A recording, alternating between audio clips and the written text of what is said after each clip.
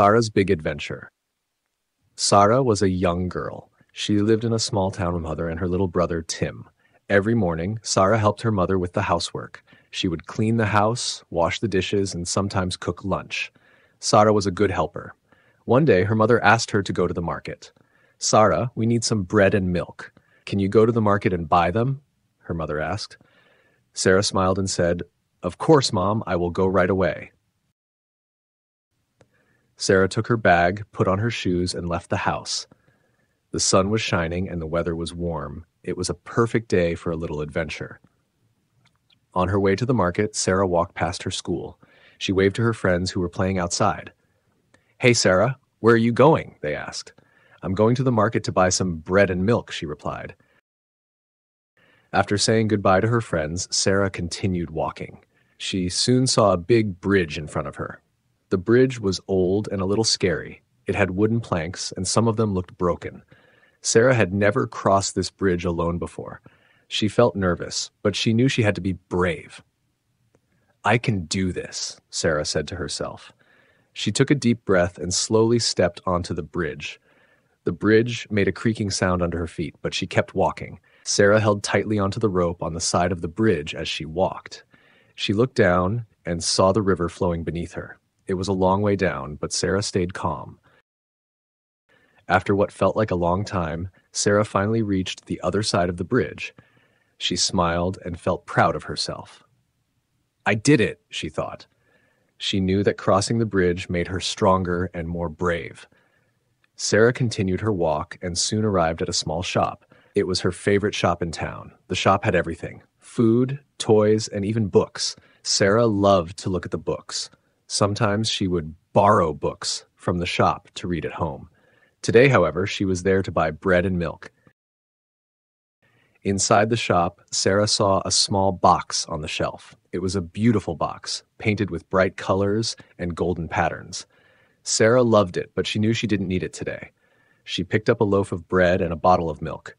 The shopkeeper, an old man with a kind smile, greeted Sarah. "Good to see you, Sarah. How are you today?" he asked.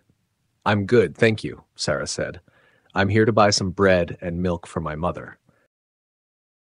The shopkeeper nodded and handed Sarah the bread and bottle of milk. "Be careful when you cross the bridge on your way home," he said. "It's old and sometimes it can be dangerous." "I will be careful," Sarah promised. She paid for the bread and milk, then waved goodbye to the shopkeeper and left the shop. As Sarah started walking home, the sky began to change. The sun was setting and the sky turned orange and pink. Sarah thought it looked so beautiful. She wished she could stay outside longer to enjoy the view, but she knew she had to get home before it got dark. As she walked back, Sarah thought about the bridge again. She knew she had to cross it once more to get home. This time, she wasn't as scared. She had already crossed it once, and she knew she could do it again. Sarah walked up to the bridge and stepped onto the wooden planks. They made the same creaking noise, but Sarah didn't stop. She held the rope and kept walking. Soon she was back on the other side. When Sarah finally got home, her mother was waiting for her at the door. "Sarah, you're back. How was the market?" her mother asked. "It was great, Mom. I bought the bread and milk. And guess what? I crossed the big bridge all by myself," Sarah said with excitement. Her mother smiled and hugged her. "You are so brave, Sarah. I'm very proud of you." Sarah felt happy and proud too. She helped her mother put the bread and milk on the table. Then she sat down by the window and looked outside. The stars were starting to appear in the night sky. Sarah thought about her day and how she had been brave when she crossed the bridge. She knew that she could do anything if she tried her best. That night, Sarah went to bed feeling very proud of herself. She had done something new and a little scary, but she had been brave and succeeded. She knew that tomorrow would bring new adventures, and she was ready for whatever came next.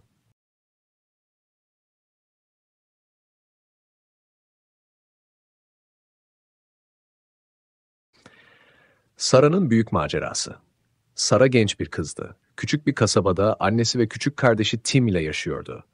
Her sabah Sara annesine ev işleri konusunda yardım ederdi. Evi temizler, bulaşıkları yıkardı ve bazen öğle yemeğini pişirirdi. Sara iyi bir yardımcıydı. Bir gün annesi ona markete gitmesini istedi. Sara, az ekmek ve süt almamız gerekiyor. Markete gidip alabilir misin diye sordu annesi. Sara gülümsedi ve tabii ki anne, hemen giderim dedi. Sara çantasını aldı, ayakkabılarını giydi ve evden çıktı. Güneş parlıyordu ve hava sıcaktı. Küçük bir macera için mükemmel bir gündü. Market yolunda Sara okulunun önünden geçti. Dışarıda oynayan arkadaşlarına el salladı. "Hey Sara, nereye gidiyorsun?" diye sordular. "Markete biraz ekmek ve süt almaya gidiyorum." diye cevap verdi. Arkadaşlarına veda ettikten sonra Sara yürümeye devam etti. Kısa süre sonra önünde büyük bir köprü gördü. Köprü eskiydi ve biraz ürkütücüydü. Ahşap tahtaları vardı ve bazıları kırık görünüyordu.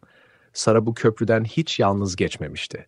Kendini tedirgin hissetti ama cesur olması gerektiğini biliyordu. "Bunu yapabilirim," dedi Sara kendi kendine. Derin bir nefes aldı ve yavaşça köprüye adım attı. Köprü ayaklarının altında gıcırdadı ama Sara yürümeye devam etti. Sara yürürken köprünün yanındaki halatı sıkıca tuttu.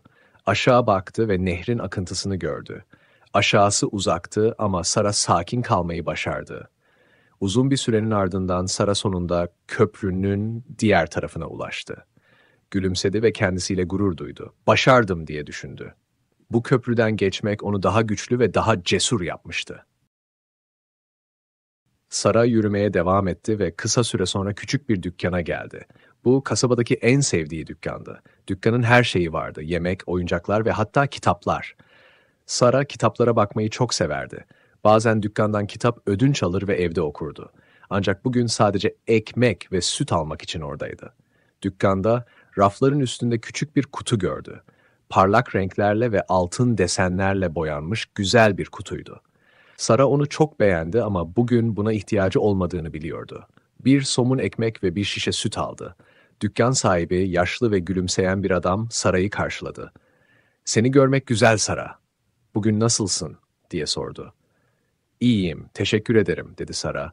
"Annem için biraz ekmek ve süt almaya geldim." Dükkan sahibi başını salladı ve Sara'ya ekmeği ve süt şişesini uzattı. "Eve dönerken köprüden geçerken dikkat et," dedi. "Köprü eski, bazen tehlikeli olabiliyor. Dikkatli olacağım," diye söz verdi Sara. Ekmek ve süt için ödeme yaptı, ardından dükkan sahibine el salladı ve dükkandan çıktı. Sara eve doğru yürümeye başladığında gökyüzü değişmeye başladı. Güneş batıyordu ve gökyüzü turuncu ve pembe renklerine bürünmüştü. Sara manzaranın çok güzel olduğunu düşündü. Dışarıda biraz daha kalıp manzaranın tadını çıkarmak istiyordu. Ancak kararmadan önce eve dönmesi gerektiğini biliyordu. Eve dönerken Sara yine köprüyü düşündü.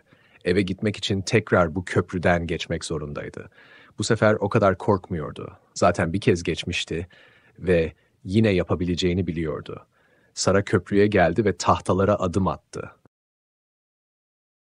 Tahtalar yine gıcırdadı ama Sara durmadı. Halatı tuttu ve yürümeye devam etti. Kısa süre sonra tekrar diğer tarafa geçmişti. Sonunda eve vardığında annesi kapıda onu bekliyordu. "Sara, geri geldin. Market nasıldı?" diye sordu annesi.